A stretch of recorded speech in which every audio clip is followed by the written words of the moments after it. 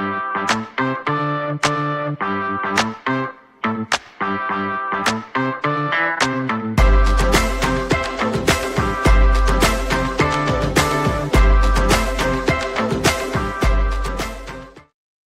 everybody, it's me, Ken Heckenlively, with Twice as Lively. Today we ask the question, should your child go to public school? And I give you this broadcast with the benefit of 20 years working in the public education system. So before we begin, let's start as we always do with that wonderful Pete's Coffee, a simultaneous sip to give us that boost that we need in the afternoon. That simultaneous sip. So good, so refreshing, so necessary for that final afternoon kick as we're trying to get a lot of things done. So, as you know, I recently retired from teaching after 20 years, and I am embracing my new life as a ghostwriter, podcaster, and author of my own works. I was told that if I really wanted to make a go of this, I needed to spend a significantly larger period of time working on marketing and creating a social media presence, which is one of the reasons that I'm doing this podcast. But it's also because I want to give to you, the public, something just kind of free, something helpful, hopefully for your own life. So as I move into this new era of my life, I'm trying to establish good habits. Now, for the past couple of years, I have been taking some martial arts training twice a week. It's the type of my martial art is called Muay Thai, which is the art of the 8 limbs, meaning that you punch with your 2 fists, elbow with your 2 elbows, knee with your 2 knees, and kick with your 2 feet. That adds up to 8. That's right. It's the art of the 8 limbs. So there are multiple ways you can attack a person or defend yourself from somebody who is trying to attack you. So as I am beginning this new phase of my life, I thought that this was a good time to up my martial arts workout. Specifically, what I'm doing is instead of just working out with my trainer, Eddie, I am taking a fight class. And so this has anywhere from 8 to 12 people. You are sparring with various individuals, learning what you are doing wrong. And so I did that first. And then secondly, after that, I had a session with Eddie. And as we are in the last 15 minutes of our training session, he made a comment that I thought was very interesting. And I'm going to use that comment to frame this broadcast. And the comment he made is that my fight IQ is going up, meaning that while I'm in the fight, I am thinking about the next thing that I need to do, and I'm responding intelligently. And I thought that's a really nice way to talk about complex subjects. So fighting is actually a complex subject because you're trying to defend yourself at the same time you are trying to attack the other person. So you are both focused on yourself and you are focused on your opponent. And I thought, I've been wanting to talk about my thoughts on education and specifically whether young parents should be planning to put their kids into public schools or whether they think that homeschooling is a better option for their kid. Now, what I'm going to do is I'm going to chart something of a middle path. It is true that I am conservative, and so conservatives generally favor homeschooling.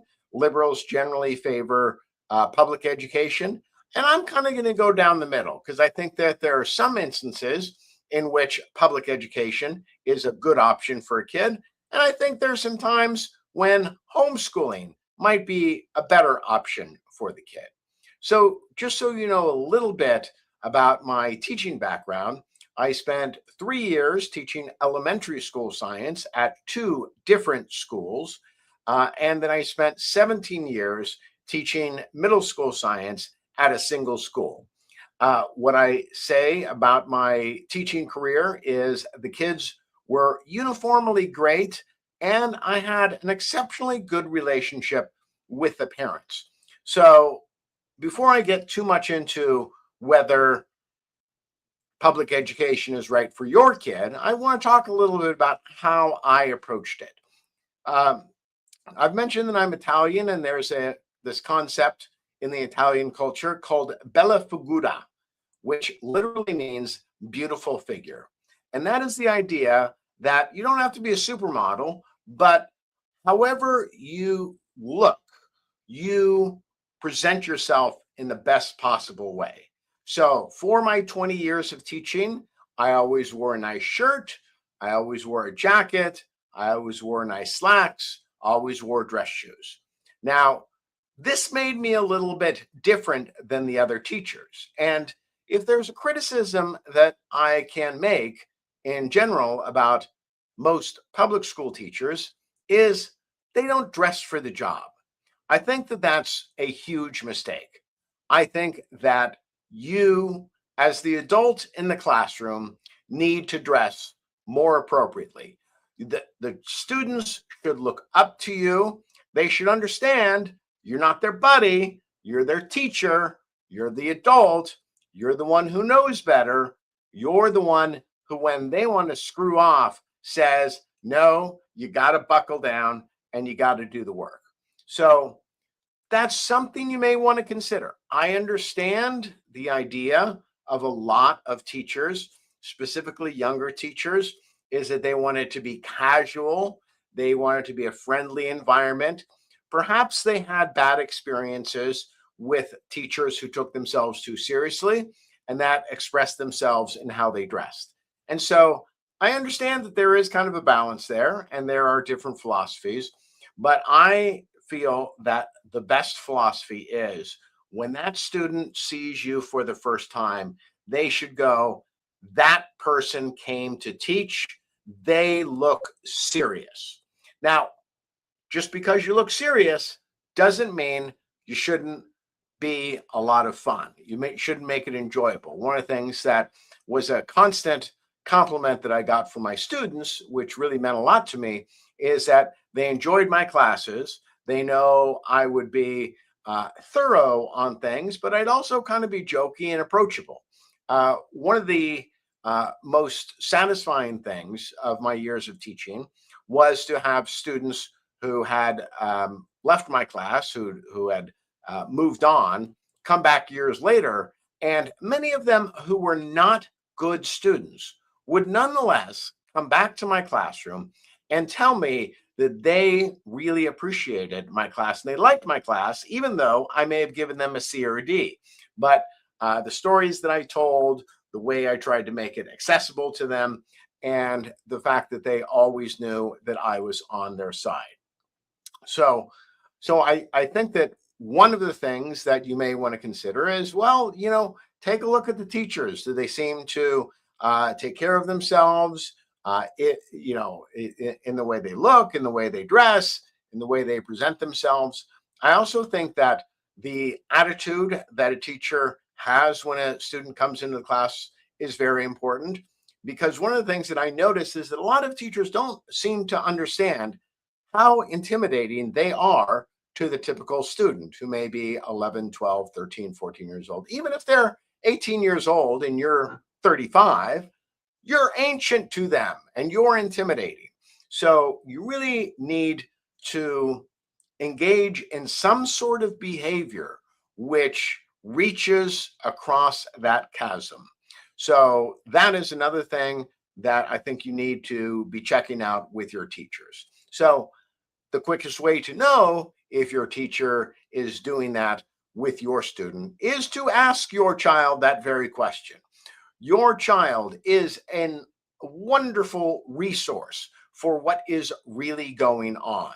If you want to know what's happening in the classroom, just ask a couple questions of your student and you will see what is going on and you can better make that determination. One of the conservative criticisms that is often bantied about on public education is that the teachers tend to be overwhelmingly young and liberal and feel that they need to indoctrinate the students. Well, it is true that most of the teachers are young and tend to be liberal. But in my years, I found relatively little indoctrination going on um, because public schools generally do seem to be, for the most part, ideology free zones. But if you suspect that there is a teacher who is um, pushing forward political ideologies which are not appropriate in the classroom when the students are trying to learn reading, science, or math, that is something that you should have little fear of bringing up to the principal because principals really do try to make the parents happy, and you'd kind of be surprised how much parent input to a school can change a situation. I would say that it was very common that the administrators would like to satisfy the parents as to what is going on. Okay, so the general California schools that I taught at, I felt that okay, some of the teachers don't dress the greatest. They may be overwhelmingly liberal, but I would also let you know that probably 25 to 30% of the teachers at any school are likely to be parents who live in the community. So there is going to be a strong contingent of people who I would say are more moderate in temperament. And uh, it's also kind of interesting, just my observation, that the parents who became teachers at schools seem to be more liked and respected by the students. I think there is something about having a certain disciplinary approach, a certain expectation of meeting high standards, which is uh, which kids really respond to. So uh, if you kind of see a whole bunch of teachers at your kid's school who are also parents in the district, you can feel pretty good about it. Okay, so I'm going to talk about some problems I saw in middle school science curriculum in the state of California and in my district. And I'd like to talk about this not as a problem with the teachers, but a problem at a much higher level. And I think that this is where I would like conservatives and liberals who understand what you need to do to create a well educated child to really kind of chime in. And so, over a period of years in my district, we were presented with various science curriculums. And I have to say that most, if not all of them, did not seem to be up to the standards that the science teachers wanted. And, uh, I'd made some suggestions on ones that I thought had strong literacy components, but they also didn't have uh, strong experimental labs. And so I thought that that was a consistent failing of the science curriculums, which I had been exposed to as a teacher. As a result, what I ended up having to do was I ended up having to supplement a lot of materials. So there, I really encourage you, if you are trying to make the decision as to whether to send your child to a public school, check out the textbooks. see if you read them and you feel that they are doing a good job of educating your child in the way that you may have been educated. Now, another thing that I confronted uh, among the teachers that I worked with, which was really kind of shocking, is that there seemed to be a dislike in general of textbooks. And I'm not sure if this is an older generation, younger generation problem, or it was just among the teachers that I was working with. And I can understand some of the criticism. Some of the criticism is that some of the textbooks of earlier years were really thick. And if you were expecting a child to carry 3 or 4 of these textbooks, well, that was putting 30 to 40 pounds in a kid's backpack. I understand that's a problem.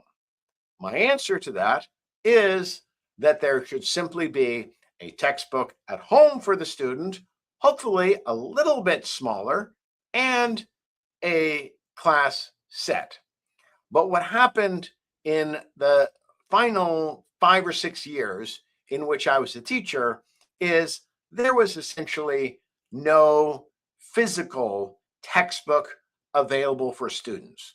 Now, there is this move to put all of the textbooks online.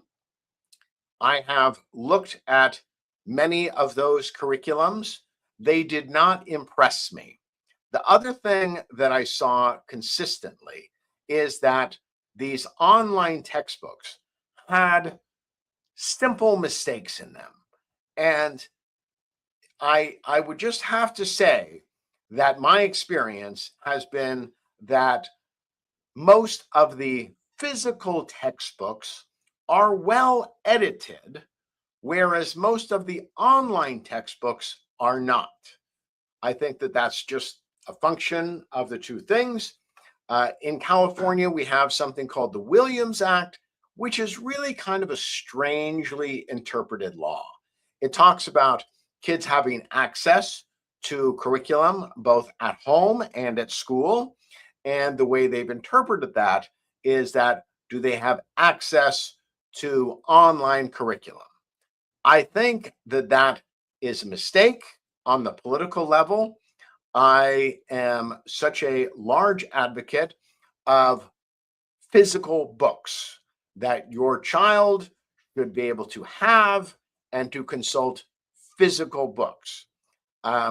One of the things that was interesting to me in the last couple of years is I had retained several textbooks, which were of the older variety, being quite large and heavy, but I thought that they were academically rigorous. I had the experience of trying to use this with some of my students in the last years and actually being shut down by the administration, who said that I was giving them text that was too challenging. This was very surprising to me because this was curriculum which had been approved by the very state of California in which I taught. So I don't understand why the same textbook that was used 10 years ago cannot be used currently. But apparently, that is one of the ideas that is affecting public education, which I think that concerned parents need to push back on. I think that in California, especially, you need to push back on this conclusion that the Williams Act is satisfied by digital material because, as far as I have seen, the digital material is very substandard. We need to get back to physical books. So, this brings me to another point, which is many younger teachers seem to believe that literacy and reading is not as essential as previous generations did. And this was something that I would argue about in our, our discussions among teachers, which is we needed to make sure that students were reading. Uh, I was criticized for having reading time, usually 10 to 15 minutes, in which students were expected to be quiet and to read and then to answer questions based on their knowledge. The criticism would be that I was just drilling and killing, but what I found is that if I didn't do that, the students would lack a basic understanding, which handicapped them when I had them do more challenging work. Now, I always like to go to data. And so, in preparation for today's talk, I printed out this article, The Relationship Between Students' Reading Skill and Academic Achievement, a Comprehensive Investigation. This was published in February of 2025. And I just want to go to the conclusion because the author seems like they did a fabulous job of uh, uh, reviewing many different publications which had asked this question. So, the conclusions. Based on these findings, the study concludes that reading proficiency is a key determinant of academic success across various subjects. Strong cognitive and linguistic skills, particularly vocabulary knowledge and executive function, enhance reading comprehension and learning outcomes. Additionally, teacher support and instructional strategies play a crucial role in fostering literacy development, while socioeconomic disparities create barriers to academic achievement. The effectiveness of reading intervention programs highlights the needs for schools to implement structured literacy initiatives to support struggling readers. So, uh, I taught in a relatively wealthy community, so the expectation, I think, by many teachers was that most of our students came from well-educated parents, so we didn't really need to worry about literacy and reading. But there were a fair number who did not have parents who were wealthy, and those kids struggled. And there's also been a great deal of research on the fact that wealthier homes tend to have more books, which means the kids will do more reading, and poorer homes tend not to. So there is a problem with the curriculum. And so um, this is why I say it's always a balance. And one of the things that I have generally found is that probably 70 to 80% of the kids going to a regular school, even in a wealthy area, is probably not going to harm them. And they're probably going to get along pretty well. The problem that I found is that some students do not respond well to a classroom environment. Um, it's interesting for me because I did respond well to a school environment. I went to public schools until I was in 8th grade, and only going to a Catholic high school and then a Catholic university after that. But I I was fine sitting in a classroom and reading. Uh, Young boys, I think, are often disadvantaged because it is often not as easy for them to remain seated as it is for the girls. So, whether you have a boy or a girl, I think the calculus is a little bit different. I think that by and large, most girls seem to thrive well in school. I think one of the unfortunate things for some is that the administration of most of our schools tends to be female, which is fine if you're female, but I think leads to a lack of understanding by administrators of really how different boys are. In my own school, what was interesting is I remember there being a staff meeting, and there was the uh, principal and her two assistant principals, and then there were two or three other assorted teachers who were on various points in their journey to becoming administrators. And as I looked at the group of 6 individuals, I said to myself, my God, they're all women. But our school student population is 50% women, and it's 100% women in the administrative roles. Now, there are strong differences between girls and boys. Let me say this as a man. I do not understand the teenage girl, mean girl attitude, this reputational savagery that young girls will often engage in with each other. Quite honestly, I'm blind to it. Uh, I can miss it. It is very simple for me to miss it because my brain does not work in that way. The way my male brain works is you got a problem with me, I'm going to start talking loud.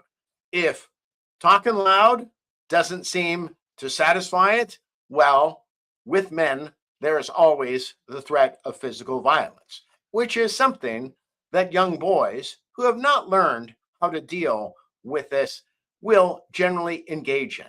But my point is that disputes between girls seem to be handled significantly different than disputes between boys, with the claim being that it's just the physicality which distinguishes it. And I would argue that the reputational savagery exhibited by young girls against each other is equal, if in not in some instances worse, than the physical violence that you'll get between young boys.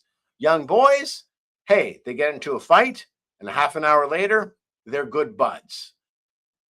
Let a bunch of young girls engage in reputational savagery, and you will have something that goes on for weeks or months or years. So, what are parents to do? Well, get involved. Probably one of the best things that a parent can do is join the PTA, go to school board meetings, really investigate your school district, and then look at your kid, talk to your kid, and think about whether they are the 70 to 80% of the population, which will probably do just fine in school. And you may want to do some extra things outside of school in order to have them pursue their interests and passions. But if your kid is one of the 20 or 30% who may be a little bit distracted, and I'm not saying that in a negative fashion. I think some of the most successful people in the world tended to be distracted when they were young. And I always say this about the difference that I observed between young girls and young boys is that young girls tended to be rule followers. They wanted to know what the expectations were, and then they would follow those rules, even if you told them those rules were to go in the corner and stand on your head. The girls would compete against themselves to see who could stand on their head the best. Boys, however, need to have things justified to them. So you could get them to do things, but there was a significant portion of males who go through life with their arms crossed and go, why? Why am I supposed to do that? Which kind of gets me to another point, which is I very rarely had discipline problems in class. And one of the things that I think has been unfortunate in a lot of recent public education is this idea that teachers don't need to grade all the work. Now, the claim has been made that, oh, the reason you don't want to grade all the work is because, that's a lot of work. And are you really grading the students? Well, life is about showing up. So if somebody is only going to be graded or rated on a couple of things, that's all they're going to do. I would say to my fellow teachers, look, if you're not grading everything that a student does, you are in effect saying, hey, I'm a teacher and expect to get paid for 5 days a week, but it's okay if I only show up for 2 days a week. You, as an adult, expect to be paid for your work. Why is it that you are telling these students, oh, you should do this work for the joy of doing work? No, 90% of the time, they're doing the work like you are showing up to work because you're getting paid for it. So check into your schools, uh, ask these questions that I'm asking because maybe you will find a different philosophy and make your own decision. You're the one who knows your kid. So that's one thing that you already know. But secondly, I would always encourage you to investigate the school, make suggestions because they really do get listened to. And most of the times, your concerns will be satisfied. But if they're not, I think that homeschooling is a wonderful option. So, with 20 years of me as a public school educator, I'm not telling you that every kid needs to go to public schools. I think public schools are awesome. They're not for everybody. There are some problems, but you just need to do your investigation, take what's good, and figure out how to fix what's wrong. All right. Thanks a lot and have a great day.